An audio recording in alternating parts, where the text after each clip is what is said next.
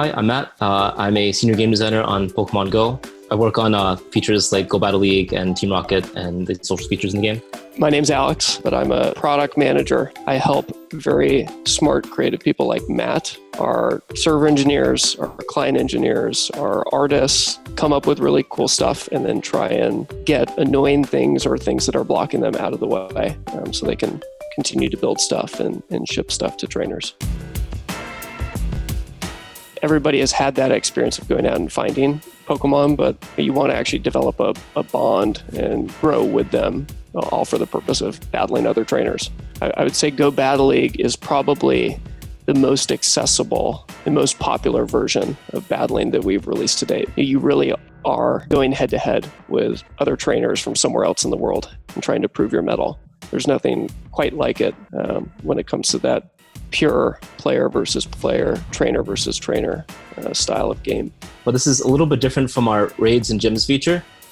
Instead of dodging, players have a limited amount of protect shields that they can use to block charge attacks. But it's similarly real time where players are not taking the time to think between attacks. I guess only if they want to decide to use a charge attack or block charge attack.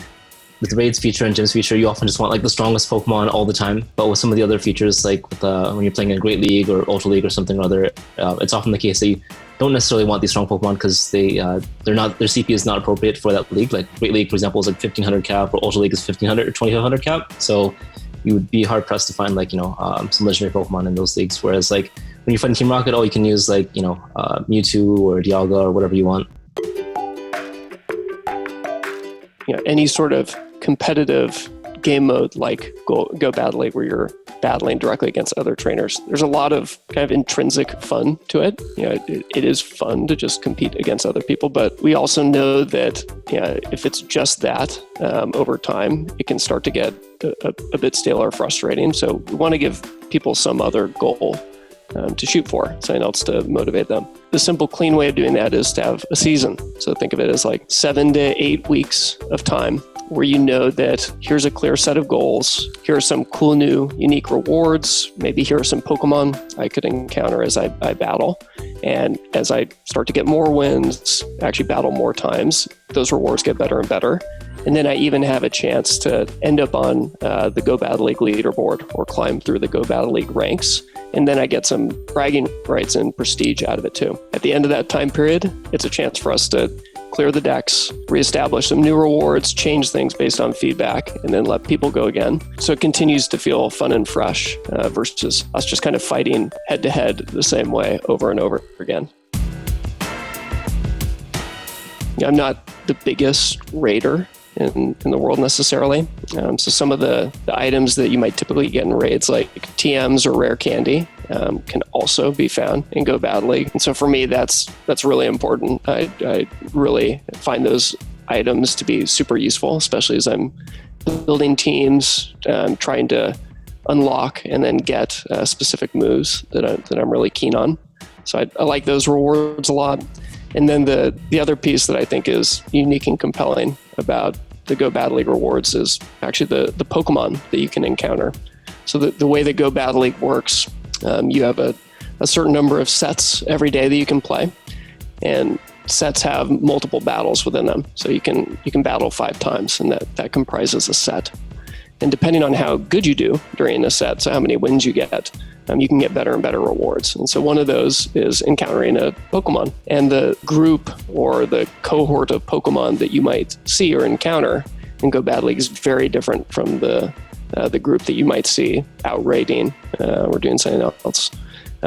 We try to keep it themed to what's happening within the Pokemon universe and world more broadly. Maybe there's an electric flavor to a certain month, and we try and have the Pokemon reflect that. We also try to have a little bit of a light battling flavor. Not necessarily all the time, but maybe there will be some Pokemon in there who you're lucky enough to encounter who in subsequent seasons you can actually start to build a team around or evolve into something you could build a team around. So those are the 2 areas that I think are pretty fun and different about Go Battle League's rewards. I think for some of the more hardcore players, the biggest prize isn't actually any the material awards like the Stardust or the candy. It's actually getting your name up on the leaderboard and hitting rank 10, getting that Pikachu Libre or the Steven Avatar outfit for this season. I think, going through the friends list and seeing like, oh, like here's the guy with the Steven Avatar outfit. It's like, this guy must be very, very good at battling, and it's a cool way to show off your skill in Pokemon Go. Picking a Pokemon that you want to start with first and then building around that Pokemon is a good way to start. So some consideration might be like, do you want to lead with that Pokemon, or that Pokemon be maybe like on the bench to start or whatever, and then also working with the weaknesses of that Pokemon. So for example, like if you want to play Swampert is doubly weak to grass type Pokemon. You may want to have counters like Skarmory or other Pokemon like Bastiodon maybe that are particularly good against grass types, or even Charizard.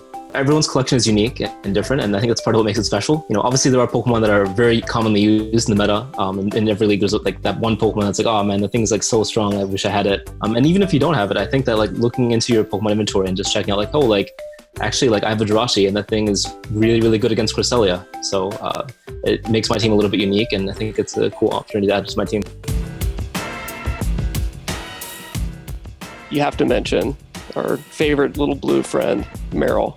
Azumarill is definitely one of those common meta Pokemon. It's actually looking back at some of the Pokemon I've caught at GoFest, and one from 2018 that I caught is a Swablu that I actually have evolved and use as an Altaria still today in Great League. So that would be another one that comes to mind for me. And I think that there will be a specific battle themed habitat as well, with lots of Pokemon that are pretty viable. In that one, you can see things like Skarmory or Sableye or Meditite. All these Pokemon are like quite good in Great League, and then obviously there's going to be Pokemon like Giratina, Dialga, Palkia, and these should all be good for some of the higher leagues. Based on each league, there's different strengths and weaknesses to each Pokemon, and then in the Master League, you just want the highest possible stats for the Pokemon, and oftentimes like their typing comes into play as well. Like Pokemon like Dialga or whatever, where it's Steel and Dragon type, there's not too many counters for these types of Pokemon at the higher leagues.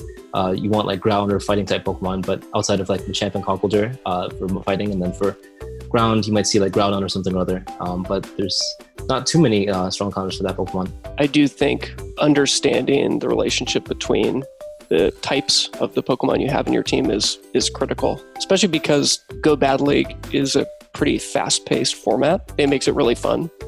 But it's just super important to, on the fly, be able to understand what matchups give you a distinct advantage, which ones you have a distinct weakness for.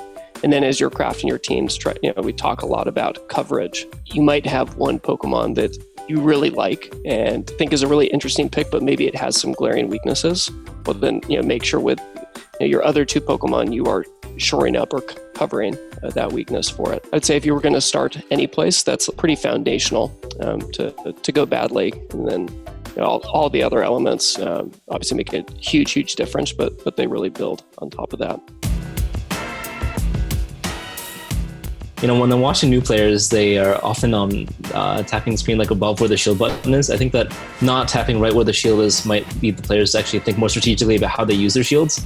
It's often the case that they'll use their shields too early when, even if they're in an advantageous matchup, they might use their shield.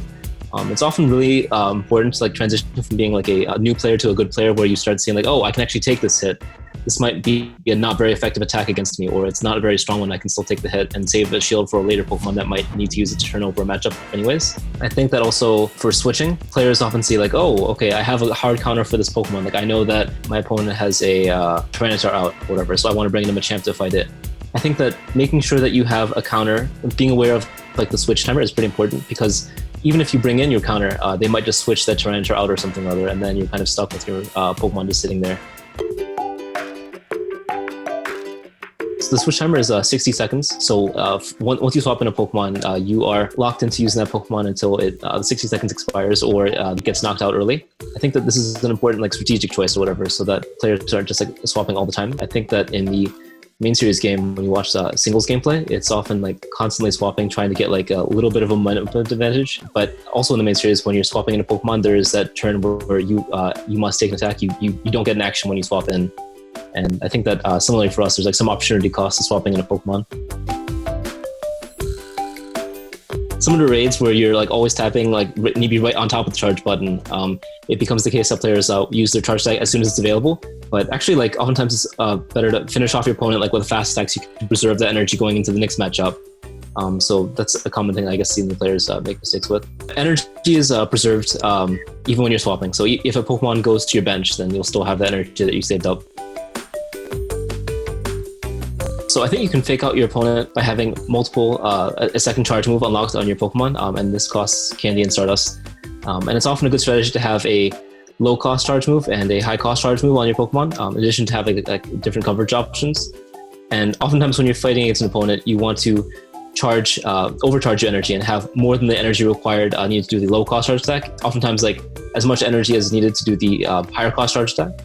And when you launch your charge attack and use the low-cost one, your opponent might think, oh, they're using the really high-cost charge attack that does a lot of damage. I should shield this. And then when you do that, you can often get them to use their shields earlier and then, be in an advantage state. For our battle today, Matt and I, we are bringing 6 Pokemon that are Pokemon that you're likely to encounter during GoFest. We're actually going to do a best of 3 battle where we actually pick 3 of our 6. The first 2 Pokemon I knew I was going to decide on were Altaria and Skarmory. So one Pokemon that I've always really wanted to use that I've been seeing on is actually Stunfisk, which is a new one that you might encounter this season in Go Battle League. Seviper is the 4th that I brought. Mantine is kind of a bulky staple of Great League. And then the last one is just like a favorite Pokemon, is Ferrothorn. Hopefully I don't get embarrassed too badly. That's mainly my strategy. For me, I guess my team is Shiftry, Skarmory, Sableye, Altaria, Azumarill, and Swampert. For me, I really want to showcase Pokemon that have been featured in past events. So I am sending Matt a challenge. And I'm sitting on the map, eagerly awaiting this challenge. Matt is quaking in his boots. Yeah, He's never played such a fearsome, low-rated opponent before. Oh, no. Oh, here we go.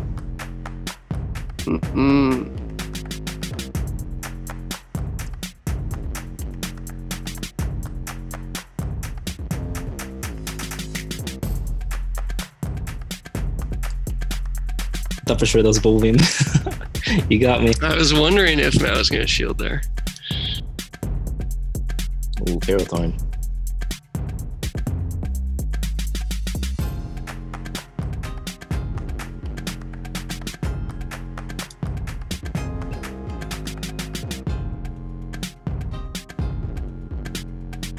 What does he do? Oh man. Ooh, that's a power whip. Ooh, thunder. Oh man.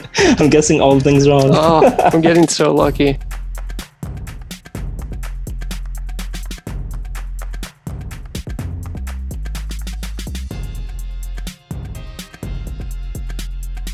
Ooh, nice. So I baited Matt there.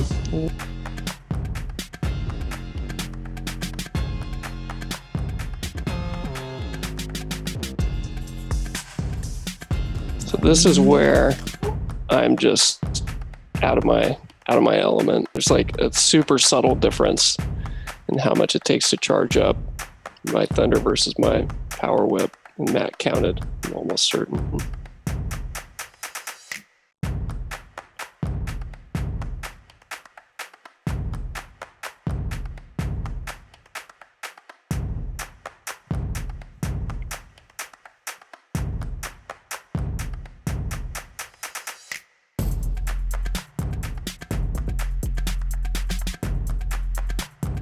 Oh man.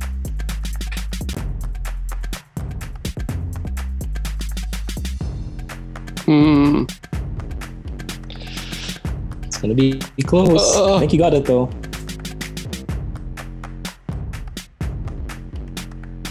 Oof. Do I? Oh, it's gonna be tied. Oh my god. Dang it. Oh, Man. Good game, Matt. Had me sweating there. Dang. First of all, when you think about how many Pokemon there are it's actually a total boon for us from a game design and product management perspective, because we just feel like that we could, with very small tweaks, create like an infinite number of really, really fun rule sets. Just something as simple as saying, hey, nothing over 1500 combat power creates like one of the wildest, most confusing and diverse metas out there, right? And that's just like one super simple tweak. So we're really excited to dive into a bunch of the other options we have, whether that's starting to think about limiting stuff to specific types in addition to combat power. Things could get funky in a number of ways for the better. That's my main thing. Is I feel like we've only just begun. There's a ton of stuff for us to play with in the coming months and years. There's so many Pokemon out there, and we have like lots of different events, whatever. So I'm looking forward to both tying in like Go Battle League with events, or like making like different cups based on like types, or maybe even different CPs. I think that like being able to play in like more restricted formats, it can be kind of cool, and I think it can also highlight different Pokemon that you normally don't see. And I think for like Premier Cup, for example, like Master League has been traditionally dominated by the legendary type Pokemon and mythicals. So I think that this is like a good first step to see how this might go, and like people can try it out, and there's lots of other strong Pokemon out there that they should pay attention to.